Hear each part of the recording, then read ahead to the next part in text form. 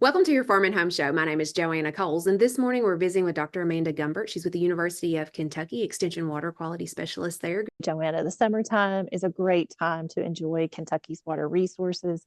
We've got just thousands upon thousands of streams and rivers in the state and acres of lakes. So we want people to enjoy nature, but we want them to do it safely.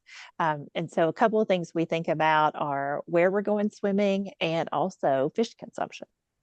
And when we think about going swimming in like a creek, and we did that as kids, right? And didn't have a care in the world about it. But times have changed, and we do need to be a little bit more aware. Absolutely. So the Kentucky Division of Water maintains a list of water bodies that have swim advisories.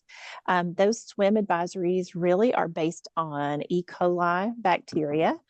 So the presence of that bacteria in the water can, at high levels, can threat human health. And so that's what the advisories are based on. So we'll share a link to the list of those water bodies with you. And again, it's at the Kentucky Division of Water. Another place you can go to for resources are the local health departments. All of our counties have access to health departments. And so, reaching out to folks at the health departments would be another resource as well. But there's some basic things that we can keep in mind before we go recreate in our waterways in Kentucky, especially if you intend to swim. So things like avoiding any obvious sources of pollution, especially if we've just had a heavy rain, you want to avoid swimming in surface water bodies after that because there's an increased likelihood of pollution that might run off. And that could be from urban areas as well as rural areas. Knowing where you are on that stream or river, are you downstream of like a wastewater treatment plant that might be releasing water into that stream or river? Are you near an agricultural operation that might have livestock near the creek or stream? Because there's the chance that bacteria can get from the livestock into the stream. Is there a place where there's a lot of wildlife that, especially a, heavy bird population in some place that might increase the likelihood of bacteria? The other big recreation is fishing in Kentucky. There's some alerts for that as well. Absolutely. So in Kentucky, we have some fish consumption guidelines, and those apply to freshwater fish that you're catching in Kentucky. We'll also share the website for the listing of those species of fish, as well as the recommendations of how often you should consume those. Primarily, the protections that are listed concern children under 6 years old and then women of childbearing age.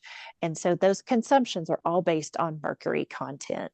And so we want to make sure that those sensitive populations, just want to avoid consuming too much mercury, and the place that they might get that in, would be fish caught in local waterways. Some people might say, well, I don't have any sources of mercury around me. My pond or my area is safe, but that's not how it travels, right? Right. It can also travel through air currents. And so mercury can be in particulate matter that's in the air. And then those air currents can travel hundreds of miles. And so it might not be close to you or within, your county or community. It could be coming from another state. But depending on how the air currents move, and then that mercury then will settle down from the air into the waterways. And then in general, smaller fish are going to have less mercury accumulation. And then as fish get larger, because they're consuming smaller fish, that's a concept that we call bioaccumulation. So if a larger fish is eating smaller fish, then they're also going to accumulate the mercury that's in the body of those smaller fish. But using the fish consumption guidelines that Division of Water puts out would be a great place to start. A lot of the work you do is to try to teach people how to, better conserve our resources and how to protect them. And it's for reasons just like this. Yeah, absolutely. So sometimes we think, oh, well, it's great to protect nature, but what's that have to do with me? But I mean, it's a direct contact. We as humans interact with nature on a daily basis, and we want folks to increase the time they spend outdoors and appreciate our natural resources. But we have to also, be aware that what we do on the land impacts on water quality.